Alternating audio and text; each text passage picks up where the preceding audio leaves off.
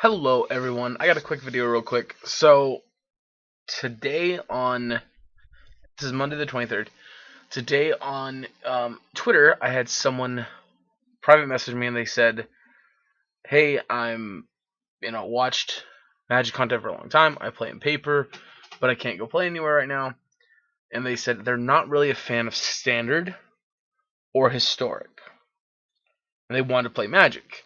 And they tried playing some of the like X-Mage or Cockatrice, I think are the two. I don't know if there's any others in those. Those are the only two I heard of. But they said they tried to play one of those two. Um, and basically they just weren't into it. They didn't like it. They felt like they were getting gypped by their opponents. Um, and to be fair, I've played both, and I mean, a lot of it relies on whether your opponent's honest when you aren't sure how a card should work exactly. And before anyone says, well, you better know how your cards work before you play them, I agree, players should, but I'm not going to also sit here and say that you shouldn't play a card just because you don't understand how it works. You know, you should try and learn, but it's not always simple. Magic rules are complicated. There's a lot of stuff, and admittedly, as someone who has read through almost all the rules, it's incredibly complex in areas and can be stupid. And just because logically you think it would work one way doesn't mean it will, because of layers and stuff like that. So, with that being said, they asked, how would I start MTGO? And they asked me if I could make a video explaining it. And I told them, well, there's other sites and other resources that you can go to. And they said, well, yeah, but I'd like if you'd have time to make a video. So I said, all right, I'll make a quick video about it. And this is going to be basically how to get started if you don't want to invest a lot of money. So like me, I can come over to my account. So out of these, 11,885 cards, I own 11,881 of them. So I'm currently renting 4 euros for a video I'm recording tonight. But besides that, I own the rest of my collection. So I own the Scalding Cards on there, I own the Mist Rainforests. So I've spent a lot of money building this collection. One, because before I knew about rental sites, I wanted to build a collection to play. And at first I only had 2 decks. I had Esper and, or not Esper, Jund, or not, Jesus, Grixis and Jeskai control. And then I slowly built the Jund, but once I had Jund at that point, I had basically such a wide margin of cards, I decided, well, I'll just buy into the other archetypes that I can, and I've slowly just accumulated a collection over time. Which coincidentally has helped me get into more cards because I sell and buy and stuff like that. Like Ren and Sixes I bought when they were really low. The second time after they dropped hard, now they're back up to 100 ticks a piece, and I got them for like I think 25 or 30. But the point is, I'm going to show you how to go through and do this with as low of a cost as possible. Now, I'm going to show you through my preferred rental option, which is Mana Traders. But there's also, I believe, Card Hoarder does rentals as well. I would look into it. I think those are the only two. If not, they're the only two I know of. So to start with, as far as downloading goes, super simple. Go to MTGO download, Google that, and it'll pop up this right here. The first one is the MTGO home, which if you come here, this is what it is. There's an icon where you can click get started free. Also, there's calendars, deck lists, game guides, all this cool stuff, plus news and information. Get started free. It sends you down here to the download, and basically it talks through it. Now, this has changed. Before you had to have a paid subscription or paid account only. When I started my account, now you can actually start for free, but it doesn't give you full access to everything. So you will need to start off with basically $10 to start your account. Now, to note again, if you're looking for a cheap, free way to start playing Magic, MTG Arena is the best you're going to do. And even then, you got to grind for a long time for you to really get a collection worth playing, in my opinion at least. If you like playing casual at like tabletop or like kitchen table Magic with the base cards, then that's cool. Play that. Enjoy that. I don't enjoy that very much, so that's not really for me. So also to note, Magic Online is only available on Windows. something to keep in mind. If you have a Mac and there are ways to play it on Mac, which I'm sure there are, I don't know any of those, so I definitely can't be a help there. Anyway, so to start off with, your free account comes with 1,000 cards. Don't get too excited. 40 of each basic land, and 1 of each uncommon from each standard constructed legal sets.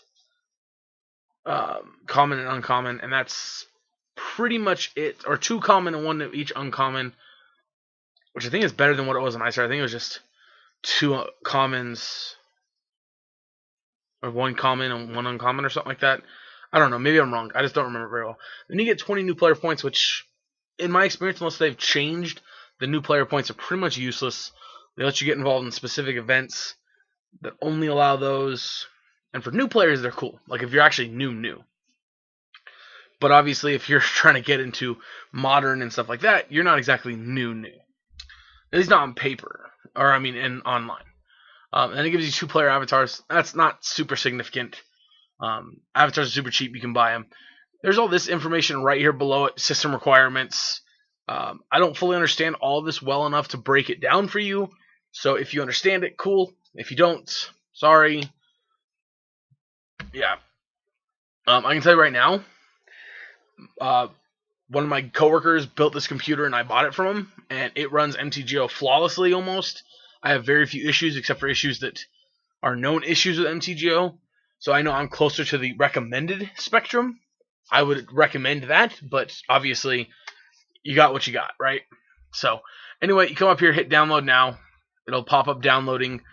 Once it's downloaded and installed, this is the window you'll get, just like this.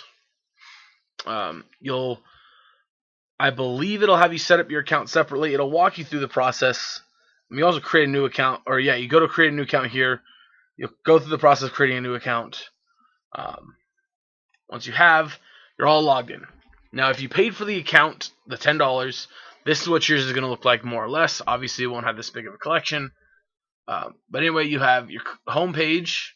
It's right here. This shows you can add buddies. Like for some of them are like Zigzerk, MB Dragus. Those are 2 of my friends. Ziggs Isaiah, who I've made a couple videos with. And then you have other bots that you can save to trade with. You don't need that. I just prefer it. You have your constructed area, which has all of your constructed events, such as modern leagues, modern prelims, pioneer leagues, standard league, legacy leagues, vintage leagues, pauper, commander. I don't know what specialty is, but yeah. And then you have your limited events, which right now I know a lot of people are playing MTGO because of the Vintage Cube Phantom Draft Leagues. Now, of course, another issue is ticks, which is right here in the store. You can buy ticks. They're $1 a piece. Most events, if you do, you get 2 wins. I believe in the draft, in the Vintage Cube, you get 100 or 1,000 play points. 100 play points. Yeah, 100 play points, which is equivalent to 10 ticks. You can also buy packs, buy deck builders, essentials, stuff like this. I wouldn't recommend doing all this unless you really just want to open packs. Yeah, I'd recommend just going over here to the trade area. Where here what you can do is you got previous trade partners, all current posts, and buddies. I would recommend using any of these names right here, Card Horror Bots, Goat Bots, which they also have websites you can look at. And MTGO Traders also has websites you can go to. I look at any of those. They're super awesome. They have their own website. Can help you out a lot. Unlike Card Horror, I think you can actually buy cards, digital cards from them, and have them sent to your account. But that's a little more complicated. Again, if you want to check out any of their videos, I'm sure that some of them, I know Card Hoarder has their own starter video. But anyway, I would recommend using these. You can pause the video real quick to put some of these down.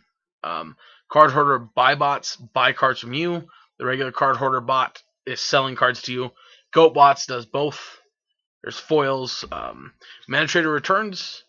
If you're going to use Mana Traders, it's helpful to have Mana Traders return 1, return 2, and return 3. Because they're not always open. So, alright, with that being said, let's go back over here to our mana traders. Now, with mana traders, this will be your opening screen. You'll see it will give you all these different options. I'm a premium member. So this is the area I'm in. Personally, for Modern, this covers most decks. However, there are some, like Ren and 6, Uro, Urza decks, that do exceed your normal amount you get. So I would recommend Gold in that scenario. If you can afford the $60 a month, Gold's great. If you can't afford that, the $34.95 is, in my opinion, the best. Even though this technically is the best value. $9.95. I started out with that because I already had a collection of cards, so I just needed to fill in a little bit here and there that I didn't want to. I wanted to recycle through and didn't want to have to buy all of them. But eventually, I realized this was just so much better. So yeah. Now let me show you what it looks like from once you're logged in. All right, so this is what it looks like once you've signed in. You have you can save decks. You can save or look at just specific cards and see like what they're worth. Like, oh, look at Uro. They buy them at $42.52 and sell them at $53. Croxa, oh, they don't have a buy price. Probably not buying them, I guess. Stuff like that. This is, of course, the price I believe they're selling them to us at. Makes sense. Yeah. So, I mean, that's not really helpful for most people, but anyway, then you go to tournament decks. This is, I think, one of the best tools you can do, and you can filter through format you want. So I want Modern. Oh, I want to play Jund. Let's do this. Let's go rent Jund. Let's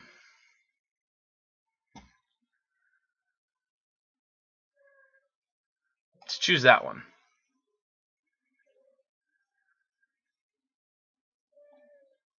Okay, so this is an example of one that's well beyond my my set. So it's very expensive. But again, we can go back. Whoop. Tournament decks. And we can choose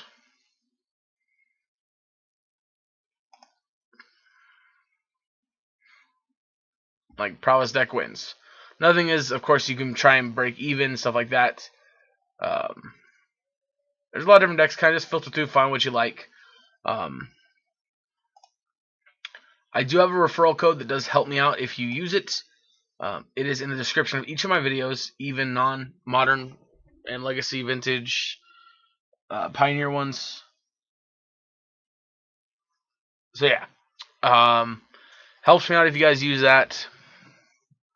But yeah, there's also, like I said, card hoarder. Either of those works. And then from there, you build your decks, you play, and it's pretty simple. It is a little expensive, like I said. It's 10 ticks for events, and they're each that's $10.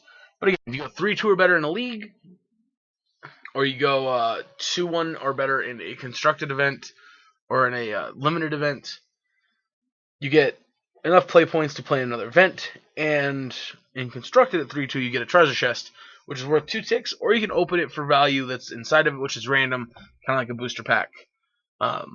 So depends. Anyway, I hope this was helpful. Again, I would recommend you guys do a video or go to one of the videos of someone who really kind of does the research and knows what they're talking about.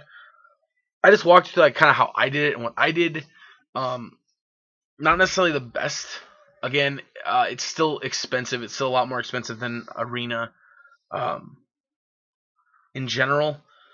But again, it's up to you. Again, I feel the same way as most people. I don't like Arena too much. It's too much of a video game for me. And yes, I do prefer it for playing Standard because, you know, it's cheaper for the standard cards in general. Like Uro's on there were 4 mythic rare tickets instead of 200 ticks for a playset, so it is more affordable. Same thing with like Krasis and Questing Beasts.